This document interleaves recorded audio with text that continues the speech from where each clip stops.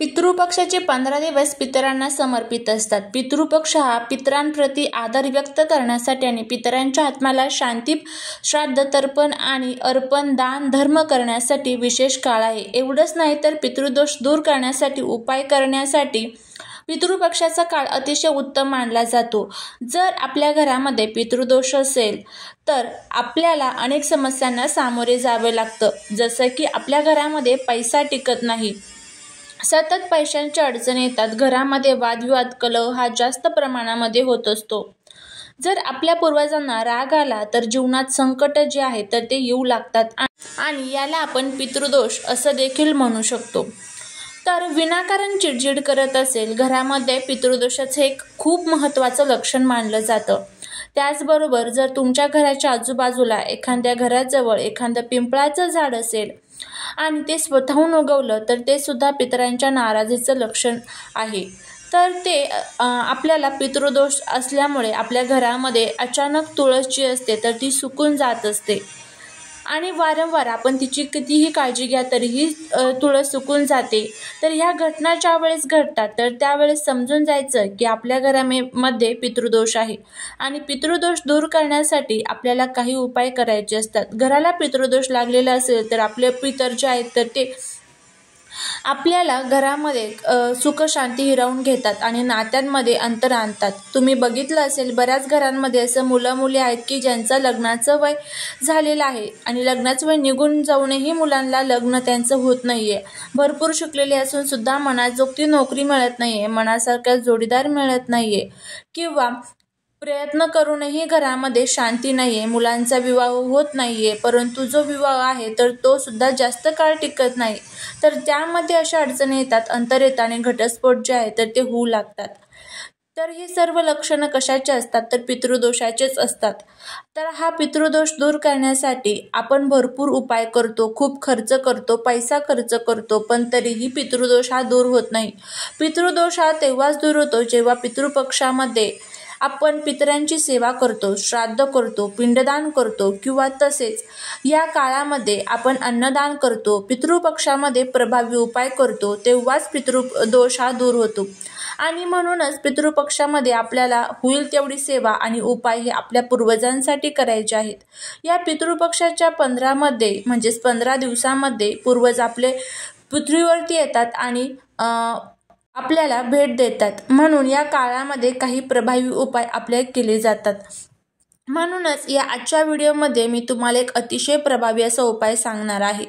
आपल्याला या पितृपक्षामध्ये रोज संध्याकाळी आपल्या घरामध्ये एक दिवा लावायचा आहे. हा दिवा लावल्याने कितीही प्रखर जुना पितृदोष हा नष्ट होईल. त्याचबरोबर घरामध्ये असणारे सर्व अडचणी, पितृदोषाचा जो त्रास आहे तर तो दूर होईल. पितृ हे आपल्यावरती प्रसन्न होऊन आपल्याला भरभरून आशीर्वाद देतील, जीवनातील सर्व संकटे, अडचणी या दूर करतील आणि प्रगतीचे मार्ग खुले होतील. तर असा हा अतिशय महत्त्वाचा 15 दिवसाचा जो काळ आहे, या 15 दिवसाच्या काळामध्ये तुम्हाला हा उपाय करायचा आहे. जर तुम्हाला हा व्हिडिओ आवडला तर नक्कीच चॅनलला सबस्क्राईब करा, शेजारील बेल आयकॉनलाही प्रेस करा आणि असेच नवनवीन व्हिडिओ बघण्यासाठी असेच आपल्या चॅनलला भेट देत राहा. तर कमेंटमध्ये ओम पितृदेवाय नमः लिहायला अजिबात विसरू नका. तर चला आजच्या नवीन व्हिडिओला सुरुवात करूया. आपल्या हिंदू धर्मात, सनातन धर्मात दिवा लावणे अत्यंत शुभ मानले जाते, कारण दिवा बुद्धीचे, ज्ञानाचे आणि त्यागाचे प्रतीक आहे. आपल्या धर्मग्रंथांमध्ये प्रत्येक देवतांसाठी वेगवेगळ्या प्रकारचे दिवे लावण्याचे महत्त्व सांगितले जाते, की जसे की माता लक्ष्मी असेल, तुपाचा दिवा त्यांना आवडतो, हनुमंतरायांना चमेलीचा दिवा लावला जातो आणि शनिदेवांना मोहरीच्या तेलाचा दिवा आवडतो. नियमितपणे दिवा लावल्याने घरात सकारात्मक ऊर्जा ही खूप मोठ्या प्रमाणात टिकून राहते, देवता प्रसन्न होतात. तसेच पितृपक्षात दिवा लावणे देखील अतिशय शुभ मानले जाते. तर पितृपक्षात या दिशेला आपल्याला एक दिवा लावायचा आहे, पितरांचा आशीर्वाद प्राप्त करून घेण्यासाठी आणि त्यासोबतच आपल्या सर्व मनोकामना देखील पूर्ण करण्यासाठी आपल्याला हा अतिशय प्रभावी असा उपाय करायचा आहे. पितृपक्षामध्ये संध्याकाळी 6 ते 9 वाजेच्या दरम्यान तुम्ही आपल्या देवघरामध्ये रोज तुळशीजवळ दिवा लावला पाहिजे. तिन्ही सांजेला संध्याकाळी आपल्याला हा जो दिवा आहे तर तो आपल्या घरामध्ये लावायचा आहे. तर आपल्याला हा दिवा कणकेचा लावायचा आहे. थोडासा गव्हाचं कणिक जे आहे तर ते तुम्हाला मळून घ्यायचं आहे आणि हे कणिक मळताना त्यामध्ये तुम्हाला कुठल्याही प्रकारचं मीठ न घालता हा दिवा बनवायचा आहे। या दिव्यामध्ये तुम्हाला मोहरीचं तेल घालायचं आहे।